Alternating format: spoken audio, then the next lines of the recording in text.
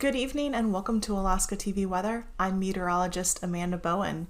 If you need to miss our show any day and still need a forecast, feel free to call our forecast recording line anytime at 1-800-472-0391.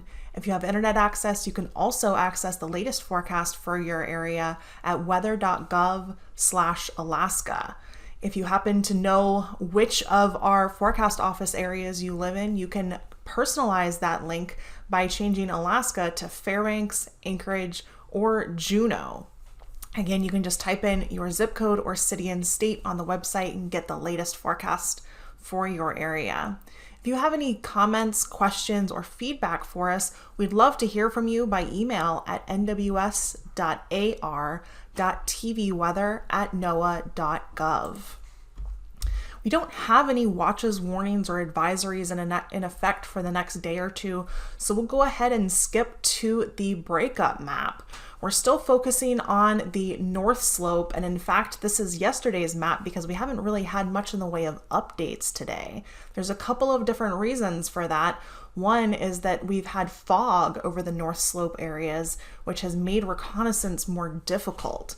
But the latest information that we have gotten is that there is some water on the Colville River, and we can see that area of turquoise on the map with some open area, but still plenty of ice. We do expect breakup though in the next week or so on both the Colville River and the Sag River.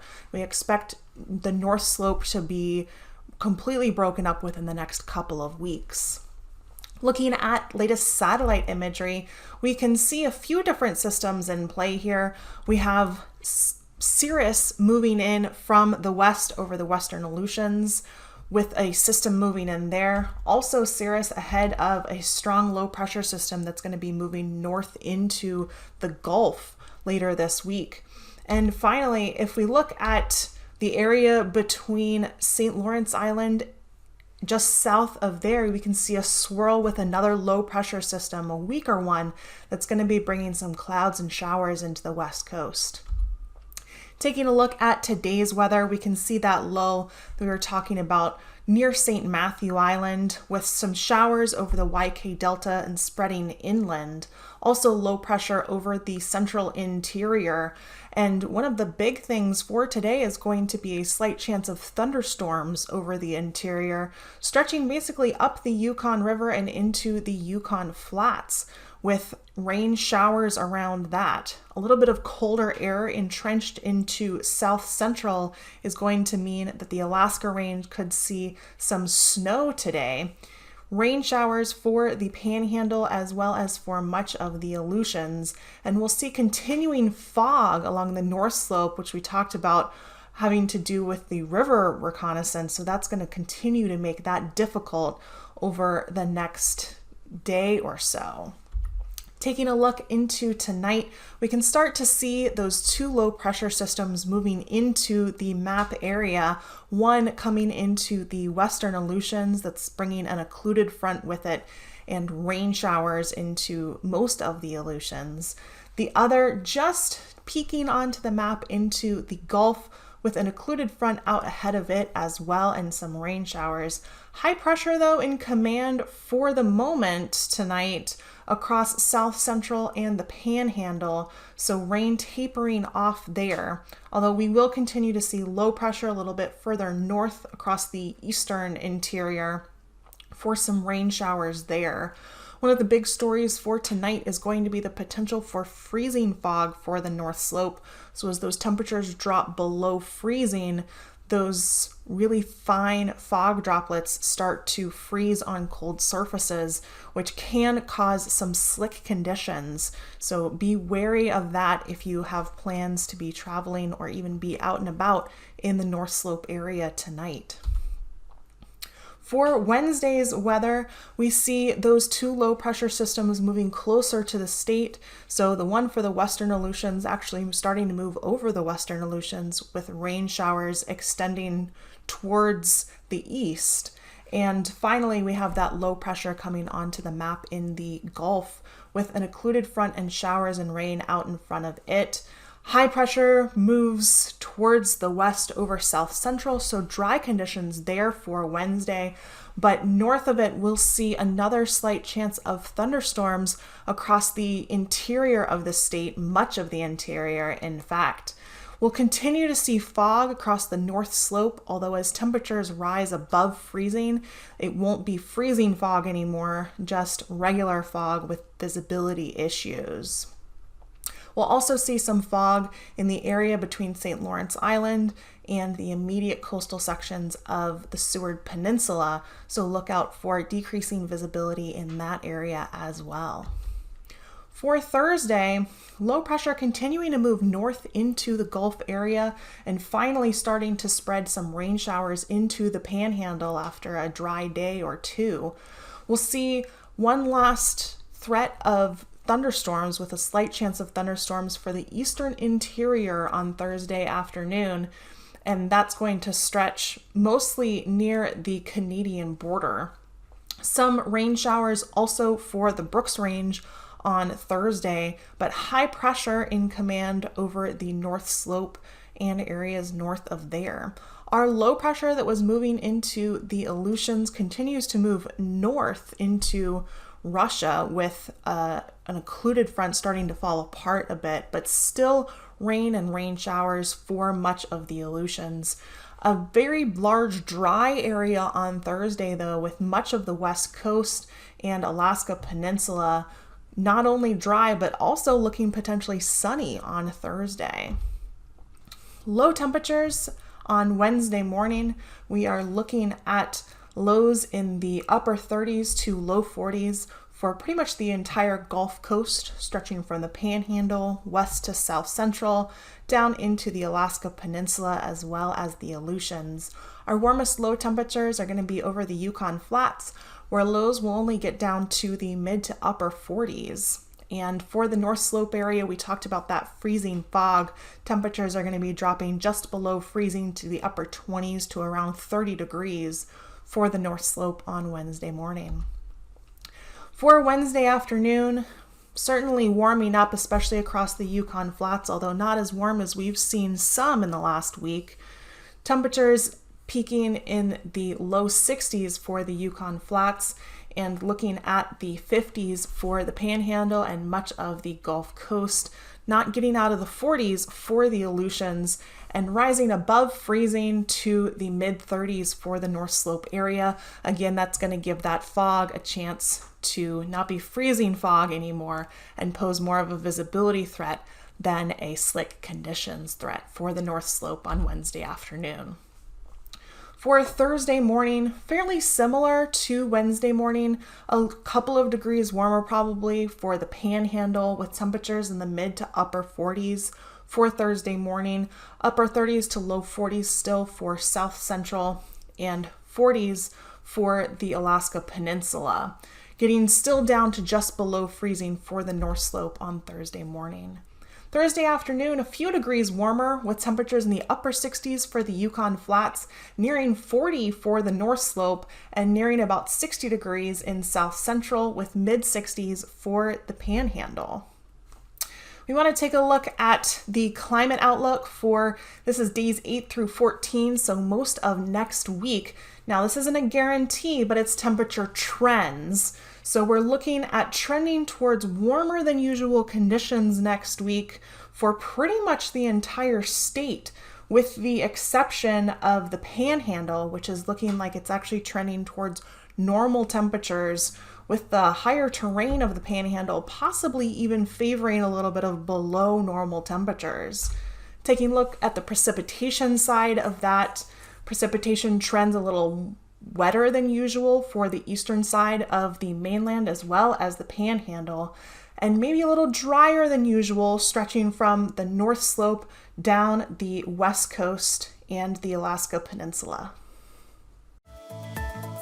And now, aviation weather around Alaska. On to a look at your aviation weather. For Wednesday morning, we'll see IFR conditions along the North Slope. Also IFR conditions for the immediate YK Delta coast up through about St. Lawrence Island across the Bering Sea. IFR conditions for the western Aleutians as well as the northern Gulf for Wednesday morning, but VFR conditions for the central interior as well as much of the panhandle Wednesday morning. Wednesday afternoon, we'll see some improvement over the north slope to MVFR conditions, but IFR sticking around from the western Seward Peninsula down through the western YK Delta and St. Lawrence Island, also over the western Aleutians and the northern Gulf area for Wednesday afternoon. Thursday morning, IFR conditions return to the north slope once again and remain over the area from about St. Lawrence Island down through Bristol Bay. Also a mix of IFR and MVFR conditions over the Aleutians, but VFR for much of the mainland as well as the panhandle for Thursday morning. Thursday afternoon, we'll again see the north slope improving to MVFR conditions. That is, IFR conditions over the west coast of the state push a little bit more offshore, so mostly VFR conditions for the mainland.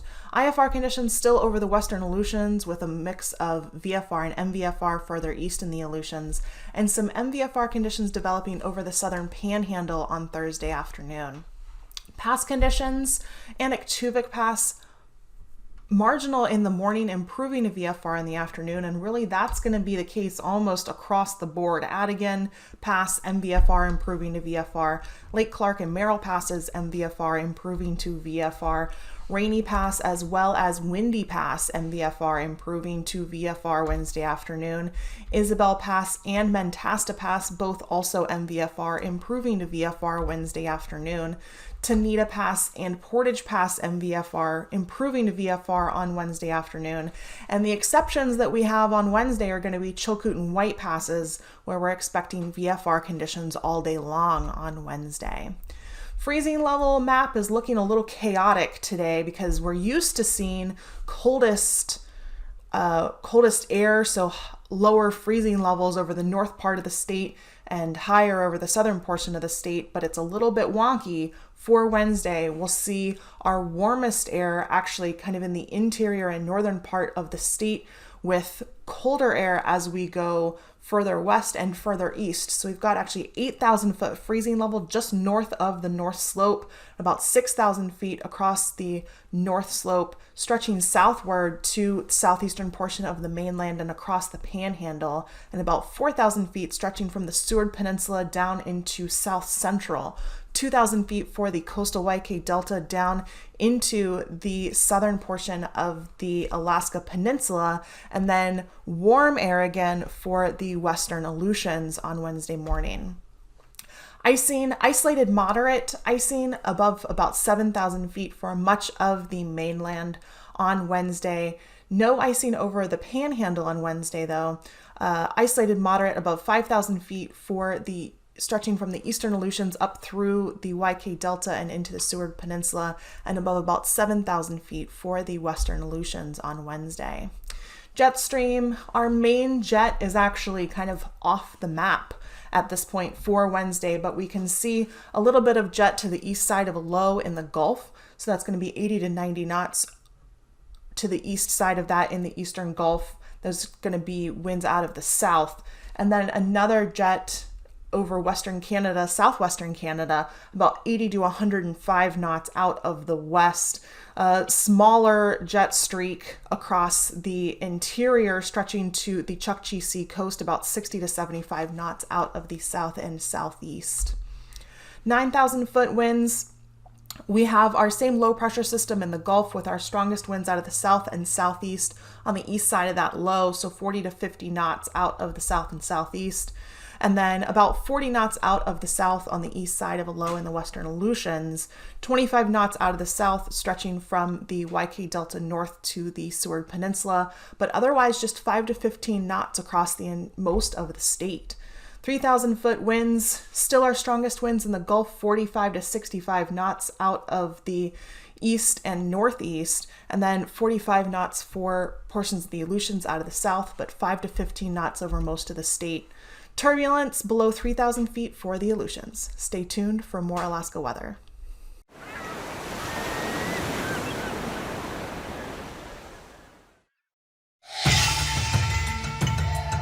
On March 11, 2011, a powerful tsunami hit Japan, destroying cities and villages. As the water receded back into the ocean, it pulled what remained of buildings, cars, boats, and homes along with it. Scrap metals, plastics, and objects of all shapes and sizes either sank near the shore or floated away. In the days that followed, large masses of floating debris could easily be seen by satellite imagery and aerial photos.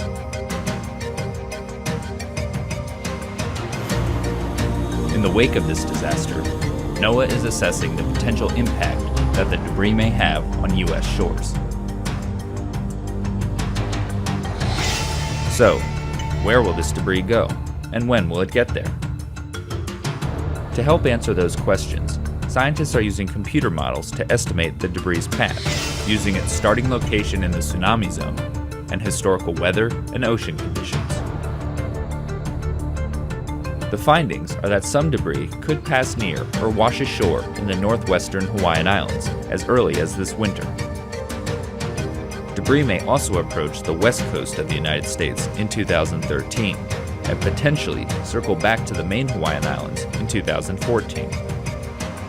But scientists caution that there are limitations to what computer models can tell us, now that the debris has moved out of satellite view, and with currents and winds in the Pacific constantly changing, there is no guarantee that the debris will stay on the predicted path. Items will sink along the way, or break up and disperse in many directions. Despite these unknowns, NOAA and its partners are collecting data, assessing possible impacts, and making preparations in case debris does wash ashore. The 2011 tsunami in Japan reminds us that the devastation that happens on land can also become a marine debris issue at sea.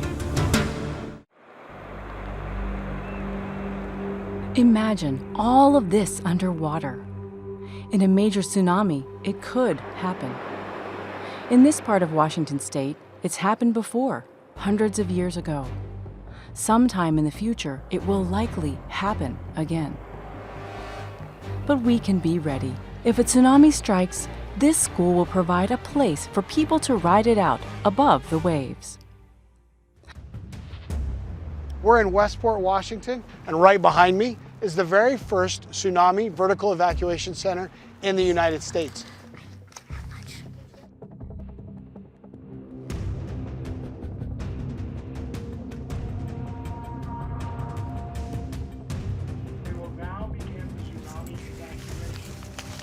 This is an emergency. Please walk to the nearest exit. Go to the stair tower and proceed up the stairs. Tsunamis are a potential hazard for low-lying coastal areas. That's why many coastal communities have plans in place to get people to safety, high ground or inland, where they can be beyond the reach of a tsunami. Often there are signs showing where to go and where to gather. Most tsunamis are caused by underwater earthquakes along subduction zones, where two of Earth's plates collide and one is forced under the other. Westport and other Pacific Northwest coastal communities are especially at risk because one of these zones lies just offshore. It's called the Cascadia Subduction Zone. An earthquake here caused a tsunami in 1700 that flooded shores as far away as Japan. Experts say it's just a matter of time before it happens again.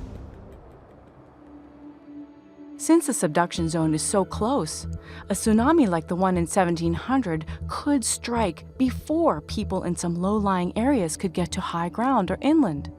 And Westport doesn't have a lot of high ground or easy routes inland. If we get an earthquake or a tsunami, we're going to get a lot of water in the area really quickly, and we needed a place to go. So our community built this brand new school, and above our gym and cafeteria, we have a roof. And so the idea is that we'll get all of our students up, and anybody from the community who needs to get up, they can get up there as well. Ocosta Elementary School might seem like a normal school, but look more closely. It's engineered to withstand monster waves.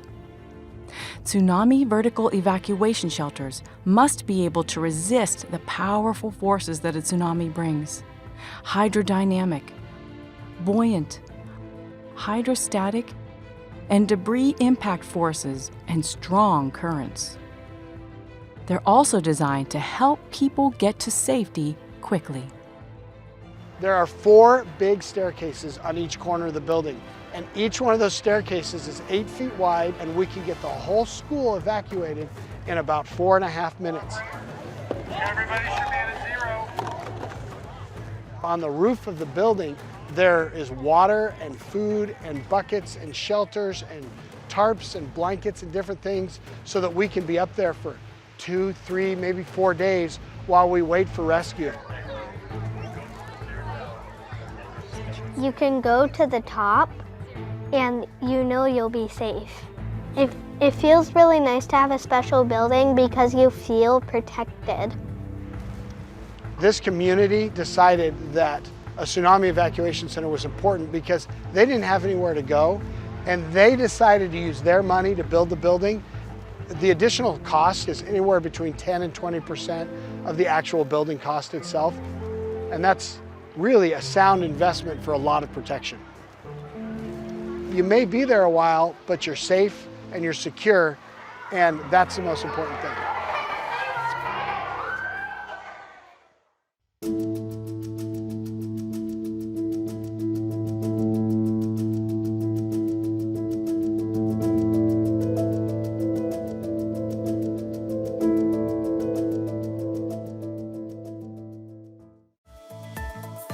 And now, marine weather around Alaska.